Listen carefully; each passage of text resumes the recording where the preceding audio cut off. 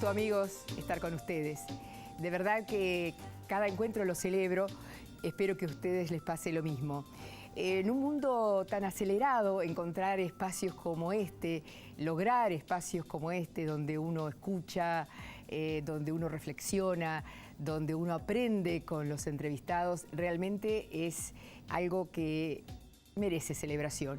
Estar con ustedes, que le ponen tanta atención a estos encuentros, también es motivo en este mundo tan acelerado y homogéneo, o tendencia a hacer todo igual, a celebrarse.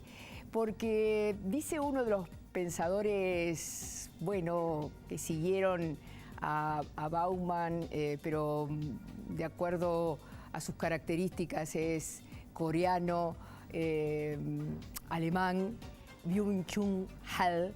Él habla, entre otras cosas, de este mundo en el que vivimos, donde la tendencia es a que todos seamos parecidos en lo que pensamos, cómo vestimos, bueno, de alguna manera con un pensamiento único, y eso tiene que ver con, para él, el movimiento que la sociedad hace sin darse cuenta de todo lo que es diferente, expulsarlo. La expulsión de lo diferente, del diferente. ¿Y qué es ser diferente? Ser diferente para nosotros es ser uno por uno, es ser único, porque estamos en un viaje que por única vez vamos a ser los únicos con estas características únicas.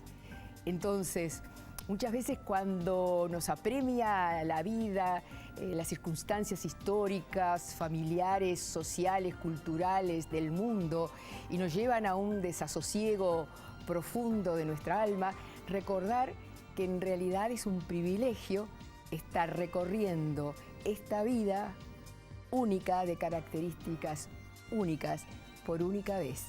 Quiero presentarles a nuestro entrevistado de hoy.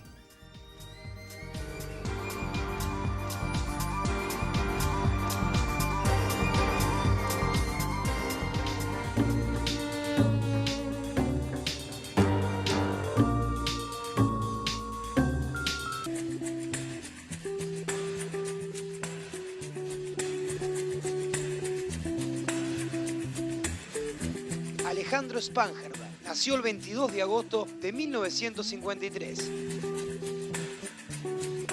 Es psicólogo, formado en la Universidad de la República. Yo me formé como psicólogo en Montevideo. También realizó un posgrado en terapia. Después me posgradué en Estados Unidos, hice un posgrado y una especialización allá. O sea que el pasaje al entendimiento de las culturas indígenas no fue un salto al vacío, sino en realidad buscar la sabiduría más antigua de la tierra, no solo de la indígena de América, ¿no? Alejandro es uno de los fundadores del Centro de Desarrollo Psicoespiritual Purificación. Se trata de una comunidad que procura a través de los valores de los pueblos nativos americanos fomentar la cultura y la educación.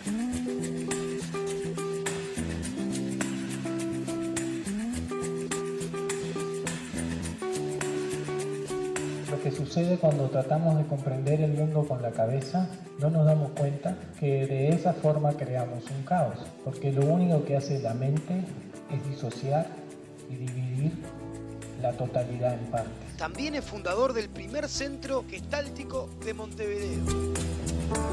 Tiene 5 libros editados.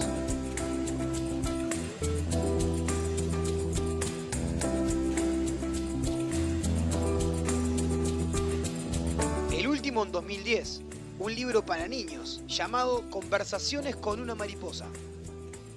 La verdad más evidente no puede verse con los ojos, ni puede entenderse con la mente. Solo puede percibirse con el corazón cuando nos disolvemos, cuando dejamos de huir. Este libro representa para mí el punto culminante de lo que puede ser dicho respecto a la verdad fundamental de la existencia. No porque no se pueda continuar hablando de ella, sino porque todo lo que se pueda decir vuelve una y otra vez a sumergirse en su origen. La fuente divina, el ser. Yo soy el ser que está buscándose porque le parece que se perdió. Aunque parezca paradojal, toda búsqueda espiritual está condenada al fracaso. No se puede buscar y menos aún encontrar lo que ya se es. Sin embargo, la búsqueda es imprescindible. Lo que no sabemos en ese momento es que lo que buscamos está escondido dentro de nosotros.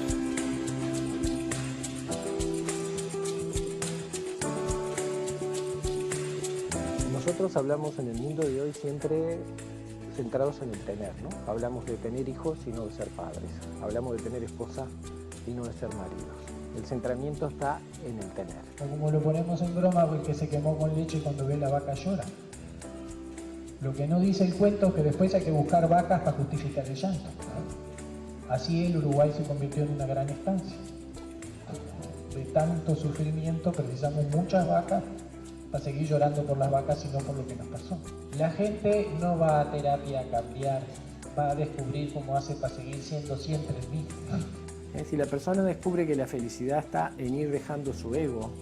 El otro es un maravilloso instrumento para encontrar el camino a la felicidad.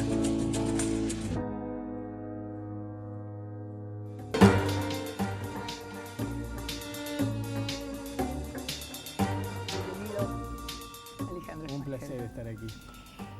¿La psicología sana? Bueno, Para empezar. estás preguntando a un psicólogo, debería decir que sí. Pero primero tenemos que ponernos de acuerdo en qué es la salud, qué es lo que sana y qué es lo que enferma. Porque en realidad el concepto de salud y enfermedad en cada cultura es diferente. Y una vez en un congreso hace mucho tiempo me preguntaban sobre el tema de la salud y yo decía que el problema de la salud es que si toda la gente se sana, el mercado farmacológico se viene abajo. Que en realidad la orientación de la salud es hacia la enfermedad, porque es un recurso laboral que le da trabajo a muchísima gente. Entonces, si en realidad la salud estuviera orientada a que la gente estuviera sana, todos los laboratorios deberían de cerrar. Para las culturas originarias... O sea que las enfermedades son inducidas. Bueno, si miramos nuestra forma de vida, donde todos estamos convencidos que el propósito de la existencia es conseguir un lugar en la sociedad de trabajo, porque si no, no existís, y que entonces tenés que mediatizar, por ejemplo, los alimentos, en vez de plantarte tú tus alimentos, tenés que ir a comprarlos a un supermercado. La persona que le vende al supermercado esos alimentos no los está produciendo para él, está produciendo dentro del mercado para tener un plus de ganancia, así que tiene que, por decir así, prostituir a la tierra para que produzca más pesticidas, agrotóxicos. Entonces todos terminamos en realidad trabajando muchas veces en algo que no nos interesa para poder consumir alimentos que nos envenenan. Y de pronto nuestra mayor aspiración en la vida es trabajar mucho en algo que no nos gusta para conseguir el dinero para algún día tener un apartamento y de pronto un auto usado.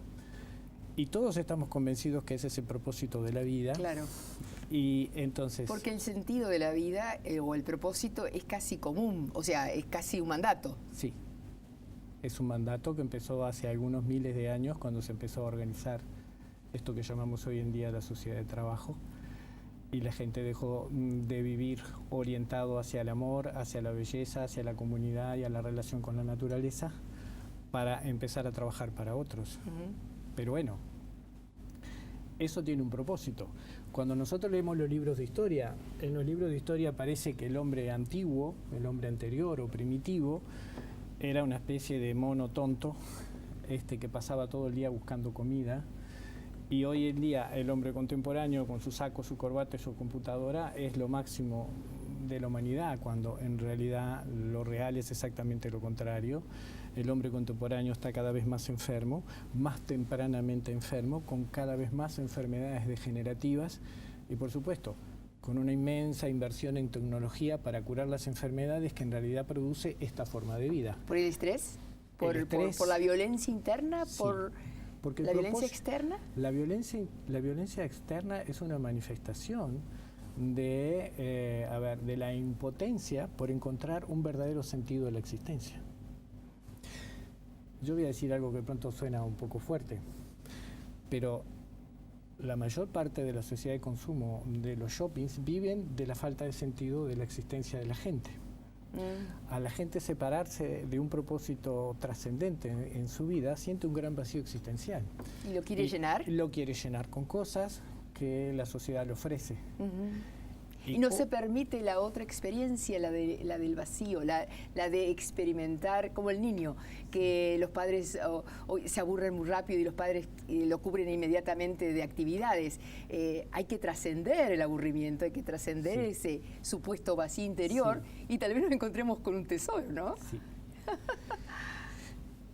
Y yo quisiera pero tenemos mucho miedo, Alejandro. Mucho, pero ¿a qué le tenemos miedo? Ese es el tema. Yo quisiera aquí hacer una primera distinción entre los caminos espirituales y las religiones. Sí. Porque las religiones son caminos de fe, caminos de creencias. Los caminos espirituales son caminos de experiencias y de certezas.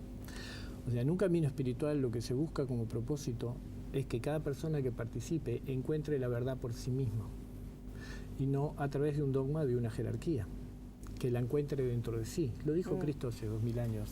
El reino de los cielos está dentro de vosotros, no está afuera. En cambio, una religión busca que la gente crea en una revelación o en una verdad y ajuste su conducta a esa verdad. Y voy a tomar un ejemplo que espero que no ofende a nadie, pero la historia de Cristo, que tiene una gran incidencia en la cultura occidental, ha sido muy manipulada a lo largo de la historia. Y los mismos evangelios también fueron elegidos y recortados para reflejar una verdad que le servía al emperador Constantino en una época.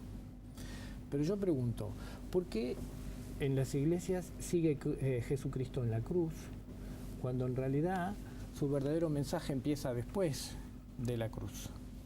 O sea, en los 40 días que Jesús pasa después de la resurrección, después de su muerte, resucita y se presenta 6 veces a sus discípulos dándoles mensajes muy importantes. Y como resultado de esos mensajes, esos apóstoles deciden iniciar todo su camino y salir del gran temor que tenían de correr el mismo destino que había corrido su maestro. Esa parte de la historia no se cuenta. ¿Por qué en las iglesias no está el Jesucristo resucitado, presente para todos, que es su mensaje de esperanza, de eternidad, y se presenta a Jesucristo en la cruz como si hubiera terminado ahí, y que eso es culpa de la humanidad? Es una gran paradoja. Si Cristo vino a liberar al mundo de sus pecados, ¿por qué sigue recordándonos que todos somos culpables de su muerte? Pensamos un rato, ¿sí?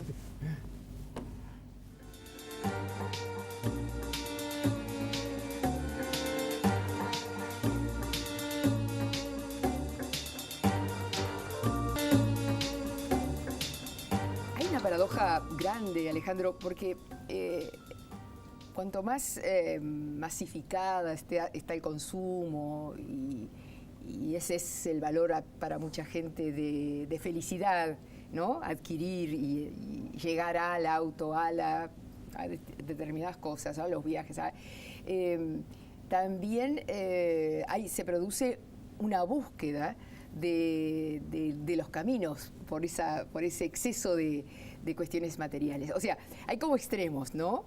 Y todos impactan en la naturaleza. Uno por el exceso de consumo y otro por la poca posibilidad de consumo.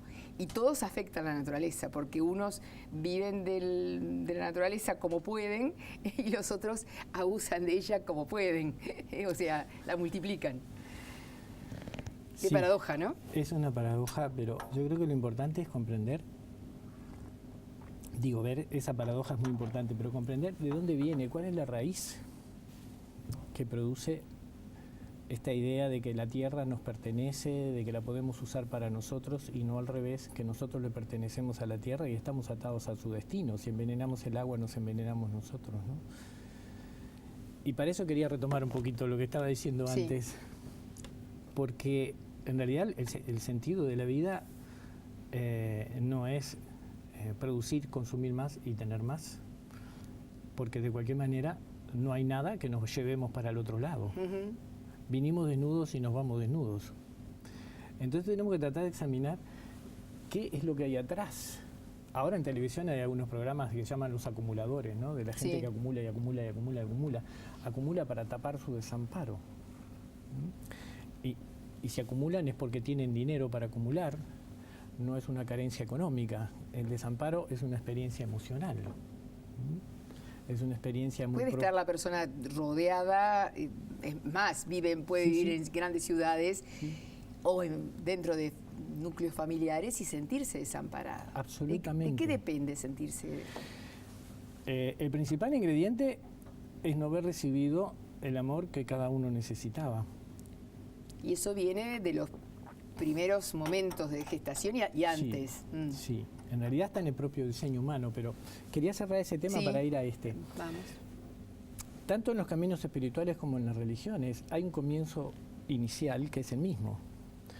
Hay alguien que se retira en la naturaleza, en soledad, a meditar, a ayunar, y luego, como producto de esa experiencia, tiene una revelación de lo divino, del verdadero sentido de la existencia, de la verdadera razón de ser del ser humano en la Tierra. Luego, cuando desciende, por decir así, esa experiencia, le comunica a otros esa gran verdad que encontró. Y los otros, dependiendo de quiénes sean los otros, hacen con esa verdad lo que pueden según el nivel de entendimiento que tienen. Entonces, hay una gran diferencia entre Buda y Cristo, porque Buda no fue crucificado, a pesar de que fue un reformador de alguna manera, de algunas de las creencias de la India, porque hay una larga tradición de santos predicando en la India. Y Cristo, con su mensaje de amor, de reconocer a los niños, de reconocer a la mujer, atraviesa una cultura patriarcal que en esa época tenía derecho de vida y muerte sobre la mujer y los niños, y entonces viola, por decir así, una serie de reglas para traer un mensaje de amor. A pesar de que cuando uno lee a Buda o a Cristo encuentra más o menos las mismas verdades, dichas con un lenguaje a veces apenas diferente, los destinos de ambos son muy distintos. Luego esa cultura toma lo que pasó con la historia de Cristo y lo convierte en otra cosa. Y por ahí lo voy a dejar por el momento. Pero lo que importa es que lo que todas las personas que han encontrado y han impactado a la humanidad con su conocimiento y con su sabiduría, son gente que ha ido para adentro, a buscar la verdad dentro de sí. Y para eso se han retirado por un tiempo de la cotidianidad, del ruido de las ciudades, de todo lo que sucede allí, para tratar de buscar y de entender cuál es la verdad dentro de sí. Porque todo este diseño de la humanidad está hecho para ver para afuera, pero ¿quién es el que está viendo? Nosotros decimos, por ejemplo, estoy enojado, estoy triste, ahora estoy arrepentido. Parecería que hubiera varios yo entonces, ¿no? Siempre uno diferente. En realidad hay un yo profundo al que le pasan cosas, pero hay una inmensa diferencia entre las experiencias de estar triste, enojado o alegre y quien las experimenta. ¿Será porque no sabemos quiénes somos y porque no nos reconocemos? Exactamente, no sabemos quiénes somos y no nos conocemos. Por eso un camino espiritual o una vida vivida con conciencia es una vida de autoconocimiento. Lo que pasa es que es muy difícil verse a sí mismo. Una de las experiencias más fuertes es mirarse a los ojos, no solo en los ojos del otro, sino en los ojos uno mismo, en un espejo, por ejemplo, ¿no? Sí. O tener ojos que te devuelvan tu propia esencia. Cuando eso es maravilloso, claro, eso es maravilloso. Te puedo contar una anécdota que es contemporánea. Le voy a sacar algunos ingredientes para que no se pierdan en cabezas políticas, porque tiene que ver con una gran masacre étnica allá por los años 70. Cuando van a llegar los soldados o la fuerza armada que va a eliminar a esa comunidad, alguien mete a un niño de 5 años adentro de una olla para salvarlo en la cocina. Dentro de esa olla, el niño escucha cómo matan a toda su familia, a toda la comunidad. Para hacerla corta, cuando lo sacan de ahí, finalmente lo encuentran y va con otros miles de niños a un orfanato. Las personas a cargo del orfanato notan una conducta muy peculiar en este niño. Parecería que disfruta de echarse la culpa de todo lo que sus compañeritos hacen mal. Alguien robó el pan, no se hizo la cama. Pero la primera vez que una de las cuidadoras quiso hacerle una caricia, él se enojó mucho. Porque adentro de su olla, con 5 años, lo que entendió que sucedía es que la gente que lo amaba moría por su culpa.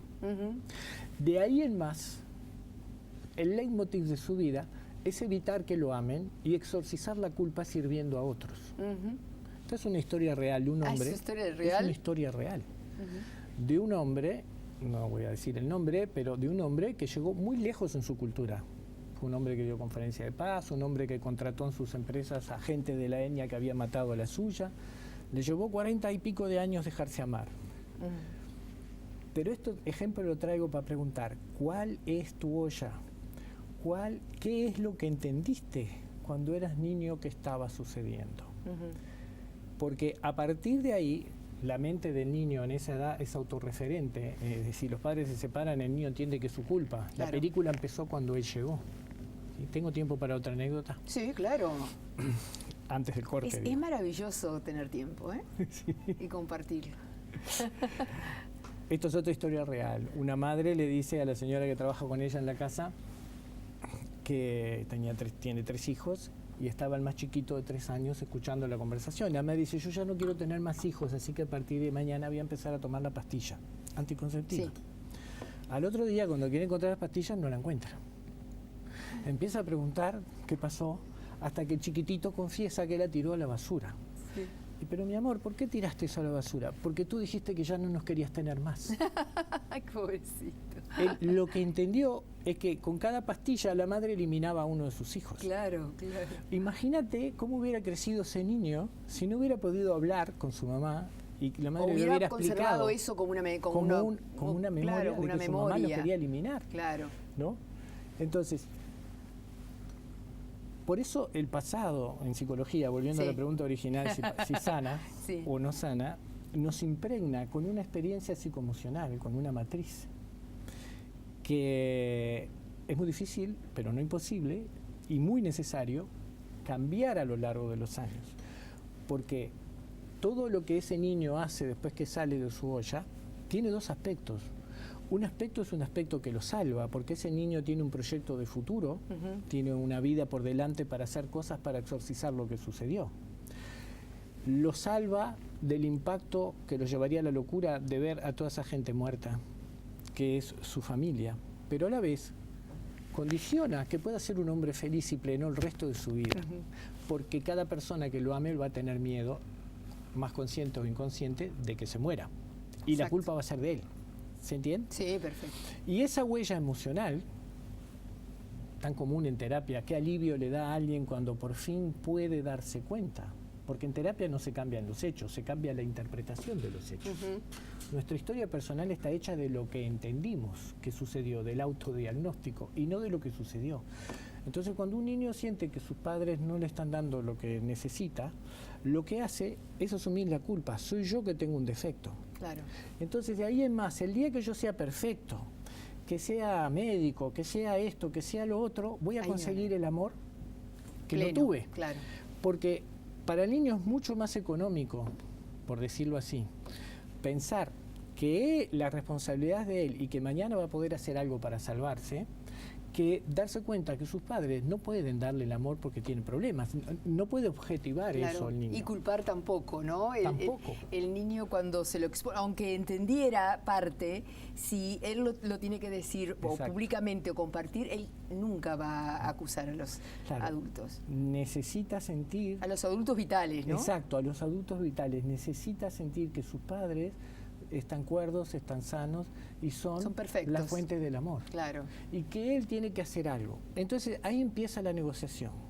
Porque en algún momento todos sentimos que no fuimos suficientes para ser amados. Entonces, y hay muchas exigencias silenciosas y otras expresas. Sí. Pero eso, ahí va. Después vamos a ver cómo se construyó eso en la cultura, si podemos.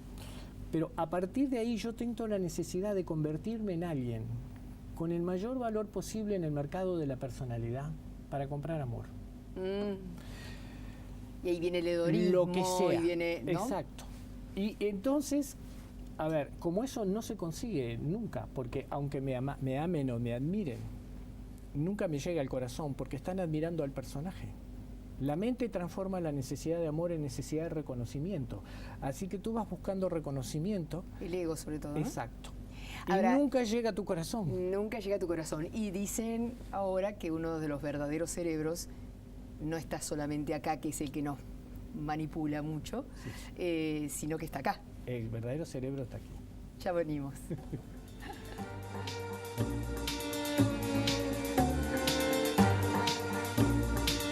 Decía que uno de los objetivos del ser humano es el ser reconocido, el ser en estos millones y millones y millones de seres humanos, ¿no? Que existimos en el mismo momento. Yo decía al principio, ¿no? Recordar, que a veces nos es difícil, porque ni siquiera sabemos que tenemos el recuerdo, o por lo menos pensar que somos únicos por única vez. Así tengamos hermanos gemelos idénticos, ¿no? Como tengo yo hijas gemelas. La gran pregunta es quién soy yo, en realidad, ¿no? Ahora, es muy gracioso que, tú hablabas recién, ¿no? Somos millones y millones, ¿no? Sin embargo, para referirnos a nosotros mismos usamos una palabra singular que yo, ¿no? Sí. No es una palabra plural. En un salón puede haber 10 personas que tienen el mismo nombre. Sí. Y cuando los nombran, no hay ninguna confusión de identidad, apenas se aclara el apellido o algo, pero nadie se siente ofendido porque otro lleve su nombre, porque el sentido de identidad es anterior al nombre, es mucho más profundo. Yo tengo que introducir algo aquí de lo que es mi experiencia caminando el camino espiritual y el camino de la psicología. El ser humano no aspira, no es... Teilhard de Chardin decía una frase muy bonita: nosotros no somos seres humanos que tenemos un espíritu, sino seres espirituales viviendo una experiencia humana. El ser humano es un ser divino. Y el mayor propósito de la existencia es descubrir esa divinidad dentro de sí. ¿Qué quiere decir divino? Bueno. Porque ahí viene la confusión. Porque voy a esto. Todos nosotros, y después definimos esto de lo que es la divinidad, porque es indefinible, pero lo podemos acercar lo más posible. Todos nosotros somos lamparitas de 100 watts. Sí. Todos. Pero adelante de la lamparita hay un velo, otro velo, otro velo y otro velo. Algunas tradiciones hablan de 4, de 5. El ego, la mente, la percepción, el cuerpo. Bueno, hay varios velos. Entonces, la luz que irradia desde ese centro, que somos todos,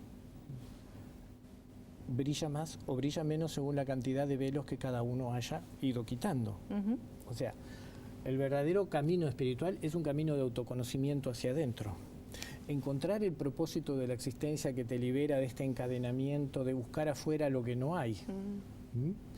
Ese es el camino hacia adentro. Finalmente, de tanto buscar afuera y de no encontrarlo, y de tanta infelicidad y dolor y sin sentido, las personas se vuelven a buscar para adentro y empiezan a mirar para adentro. Pero tenemos que entender la herida original. El momento como este momento de la olla, y en nuestra cultura todos tenemos una olla, sí, porque si tú sos madre, yo soy padre y estamos obligados a trabajar 8, 9 o 10 horas por día, todos los niños van a experimentar un cierto grado de abandono. Por supuesto. Mayor o menor, de una separación con lo que para ellos es la fuente del amor. Exactamente. ¿No? Entonces, esa experiencia es la experiencia de soledad. Ahora, no puede haber experiencia de soledad si no nos ocurre lo que ocurre alrededor de los 3 años a todos nosotros, que es la experiencia del ego. El ego es el principio psíquico de separación. Antes del ego ya éramos, pero a partir del ego empezamos a ser individuales y empezamos a identificar lo nuestro como mío y lo tuyo. A veces dando clases sobre relaciones, lo primero que le digo a los alumnos es que no existe ninguna relación porque no existe ningún otro. No hay ningún otro. El otro es una construcción. Lo que me separa, que pueden ser 3 metros de una persona a otra, está llena de toda la subjetividad. Si es una mujer, de toda mi experiencia con el género femenino, empezando por mi mamá y todo lo que me pasó, yo ya estoy previendo, temiendo, reaccionando, defendiendo y negociando, convirtiendo a esa persona en un otro, más o menos conocido. Sí. Pero el truco que cuando con la cual tal vez no haya cambiado una sola palabra. Ni una palabra. entré y no sé ni quién es. Y encima lo sentís muchas veces acá en este... Miedo, rechazo o simpatía, porque me hace acordar a alguien. Claro. Pero en el momento que yo convierto a esa persona en un otro, yo me convierto en un otro también. Estoy separado de mí. Entonces, el ego nos ocurre a todos porque es parte del diseño divino. Sin el ego no podríamos sentirnos seres individuales. Pero no es lo mismo la individualidad que la separación. Empieza la separación y la sensación de soledad cuando ese corte de sentirme, porque es el primer momento en que un niño siente la vulnerabilidad, siente que sus padres están lejos y que los necesita y que sin ellos no es nada. Por eso los temores a la muerte tienen que ver con la soledad, con el desamparo, con el frío, con que nadie va a estar ahí del otro lado. Son los temores primarios de aniquilación que experimentó todo niño ante la posibilidad de que sus padres se mueran. Entre los 3 y los 4 años empiezan los terrores nocturnos, todos los miedos. Porque el hecho de nacer no marca. El hecho de nacer marca muchísimo. Es una experiencia muy traumática. Esa es una separarse, claro, pero... Es la experiencia. Es una experiencia donde la vida y la muerte se juntan. Se juntan. El dolor y el amor se juntan. Pero es que en realidad todo el tiempo estamos vivos y muertos. En cada inspiración vivimos, en cada expiración. Sí. Ese es nuestro drama humano. ¿Ah, sí? Ahora, si todo eso fuera solamente eso... sería solucionable. Claro, entenderlo. Lo importante para mí es comprender que la vida no es lo opuesto a la muerte. El nacimiento es opuesto a la muerte. Y la vida es el espacio donde el nacimiento y la muerte ocurren innúmeras veces. Esta no es la primera vez que estamos acá. ¿No? Ahora, quería hacer énfasis en esto. ¿Es eso? Creer en la reencarnación. No es necesario creer. Ajá. Es necesario tener la experiencia. Ah, tener la experiencia. Pero eso nos lleva para. Pero por otro lado, déjame poner este énfasis en la herida original de separación. Sí. La herida psíquica y emocional sobre la cual después todo el resto del tiempo nosotros vamos negociando. Cuando esa separación por tener un ego va unida a una experiencia de desamor o de abandono, yo, al sentir que no soy suficiente, empiezo a construir un personaje autosuficiente. ¿Verdad? Ese personaje autosuficiente me ayuda a sobrevivir durante determinado tiempo. Pero está basado en la idea de que no puedo ser amado, de que tengo que hacer algo, de que soy imperfecto. O que debo rendir determinadas funciones o y por lo tanto eso estándares. Es lo que yo negocio en el resto de mi vida con los demás.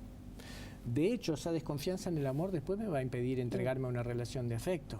Impregna o solo todo. Me voy a, digamos, a habilitar a tener una relación siempre y cuando yo sienta que lo que yo estoy dando el otro lo va a valorar y me va a dar algo parecido, y entonces toda relación se convierte en una transacción y no en una relación de amor. La relación de amor verdadera es que yo te doy mi corazón en custodia y tú me lo das a mí en custodia. Cada uno guarda el corazón del otro. Si no te puedo entregar mi corazón, eso no es una relación de amor, es una negociación. ¿Y cuántas hay? Y esa negociación es solo para mantener la identidad ganada, la personalidad, porque esa personalidad... en determinado espacio vital y en determinado espacio social. Sí. O sea, para los demás, siempre espectadores.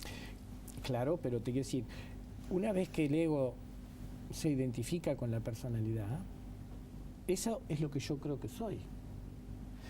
Entonces, lo que no damos cuenta, y es lo que vemos en la neurosis y en el consultorio, es que el deseo de cambio es muy ambivalente. Yo quiero cambiar y temo mucho cambiar. En realidad, lo que quiero cuando voy a terapia es que se me adicione lo que me falta en mi vida. Si me faltan relaciones, si me falta cariño, lo que quiero es que alguien venga y me los dé. Cuando me doy cuenta que lo que falta en mi vida es consecuencia de lo que hay, o sea, de lo que hago para evitar todo eso, y me empiezo a dar cuenta enorme, ¿no? que tengo, claro, que transformar eso para poder tener esto que digo que me falta, por lo que sufro. Ahí es donde lo pienso un poquito mejor y me viene el miedo de qué va a pasar, ¿no? Si yo dejo de esta identidad. Si dejo de ser esa identidad. Y ese pequeño obstáculo, que es enorme obstáculo, es lo que nos separa de la maravilla que en realidad hay adentro nuestro. Y es a eso a lo que me refiero con la divinidad. El ser, o lo que realmente es el ser. El ego, la mente, por eso cuando nosotros queremos comprender la divinidad con la mente. La tarea de la mente es ocultar la verdad. Entonces, no podemos llegar a comprender al ser o a la divinidad a través de la mente, pero sí podemos a través de la experiencia. Y una forma de darte cuenta de que la cabeza no puede entender eso, una pregunta sencilla a una persona que comprende muchas cosas y que es muy inteligente, siempre le pregunto, ¿tú podés comprender cómo haces para comprender? Ya venimos con esa pregunta y bueno, cada uno se la responde, ¿no?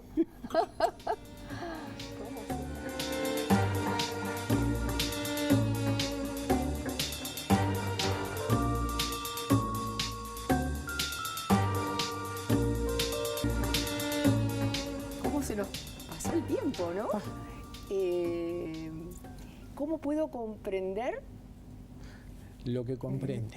¿Lo qué? Lo que comprende en mí no puede ser comprendido. Claro. El ser no puede separarse de sí mismo para objetivarse. Sin embargo, la mente siempre nos dice quiénes somos. Claro, la mente trata de decirte quién sos tú permanentemente y el ego trata de apropiarse de todo, diciendo esto es mío o yo soy eso. Porque están ahí con la tarea sagrada de efectivizar... Embaucarnos. Sí, embaucarnos, porque si no, no habría creación. La totalidad aparentemente se coloca a sí misma esos velos, esta es la gran aventura de la existencia, para olvidarse de quién es. Y esto funciona como un gran proyector hacia afuera. Cuando la gente va al cine, nadie se levanta a mirar el proyector, todo el mundo queda fascinado con el gran espectáculo, absolutamente irreal, que existe en la pantalla, ¿no? Porque si se levantan y se dan vuelta, lo único que ven es luz. Y que lo que se genera como movimiento en la pantalla son imágenes que aparecen y frente a la luz, pero sin la luz no son nada. Si observamos adentro de nosotros, podemos empezar a escuchar nuestros pensamientos, pero son nuestros. Cualquier persona que medita puede reconocer que su cabeza no para de hablar porque él quiera. Funciona sola. Funciona sola. Sola. Y tú lo escuchás, ¿no? Tu cuerpo... Parte de lo que dice. Parte. Parte del parloteo. Dice muchas cosas. Dicen algunos que en cada pestañeo hay 1000 pensamientos. Sí, hay infinidad. Bueno, yo pensaba que me costaba tanto tener una sola idea. No, es una broma. Observemos esto. Si tú escuchás los pensamientos, quiere decir que los pensamientos no son tú.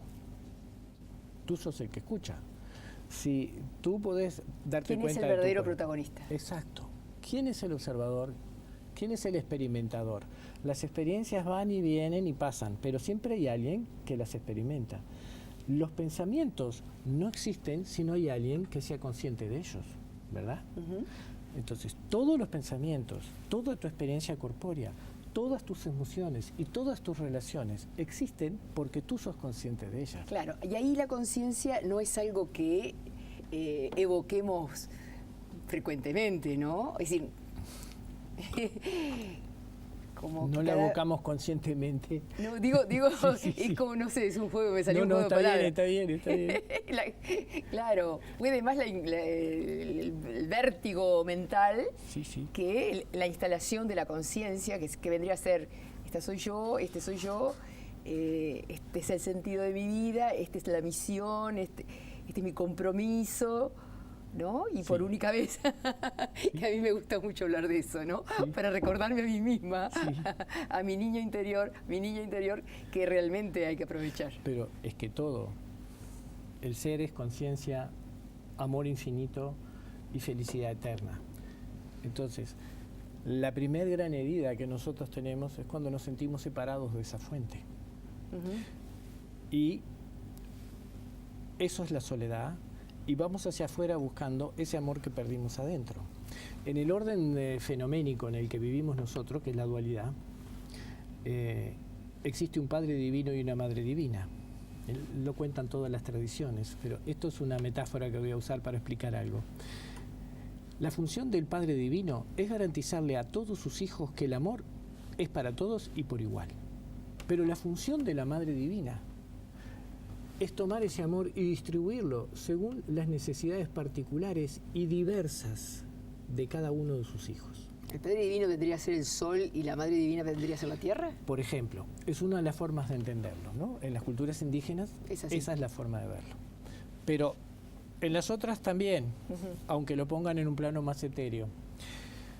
Vamos al plano psicológico y vamos a ver que la mayor parte de nuestros enojos, disgustos, dolores y frustraciones con nuestros padres tienen que ver con que nuestro padre biológico no pudo hacernos sentir que el amor era para todos por igual. Por eso en el patriarcado se pelea tanto por la justicia, que sean todos iguales. Parejos.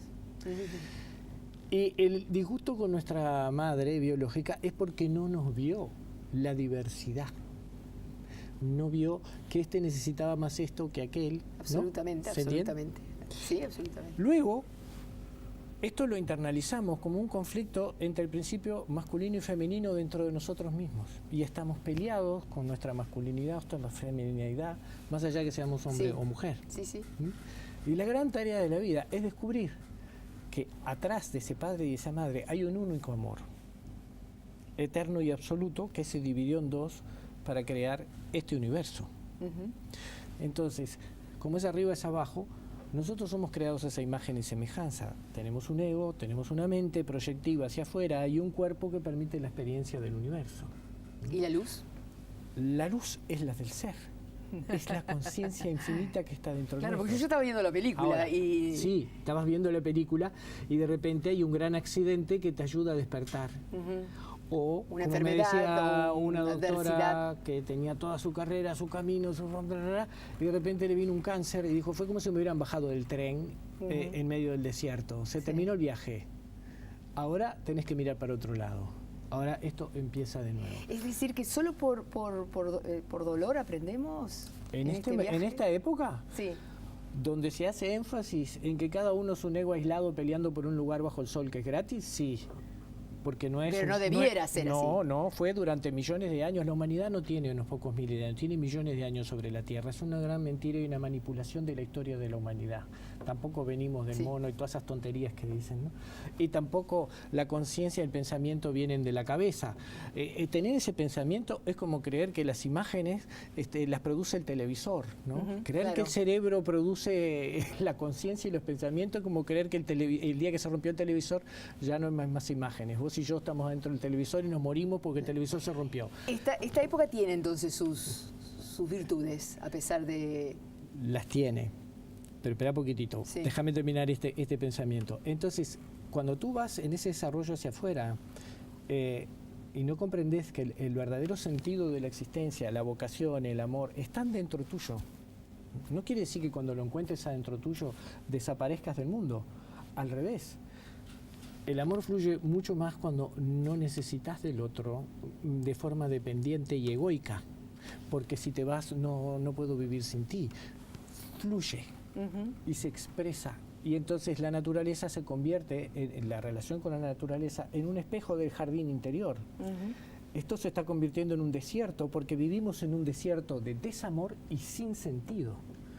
Educamos para entrar en la sociedad de trabajo y el único propósito de la vida es trabajar, producir y consumir. Y eso nos lleva a una inmensa... abajo. Vamos camino al chip.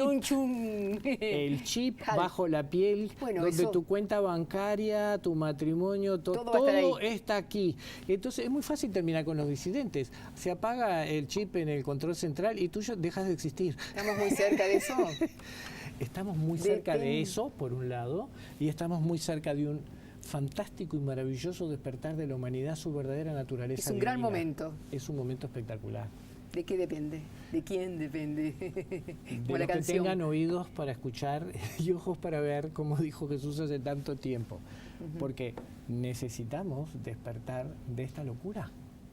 El ser humano se ha convertido en una especie de pedazo de, no sé, de materia... que enferma, que trabaja, que enferma, trabaja, y ese es el único propósito de la vida. Y todo lo que hacemos se convierte en adictivo. ¿Por qué? Porque no podemos mirar para adentro y encontrar que esa felicidad está dentro. Y estoy seguro que mucha gente... Porque tenemos miedo al vacío. Claro. Claro. Pero el vacío es la antesala a la iluminación. Bueno, pero hay que pasarlo. Hay que pasarlo. Hay que atravesar el miedo a la muerte. y descubrir que somos eternos. De eso se trata el propósito de la existencia. Ha sido más que un gusto, tú con agüita porque manejas y yo con vinos Stagnari. Gracias por estar. Muchas gracias por invitarme. Gracias por placer. la luz. Gracias. Les espero, amigo.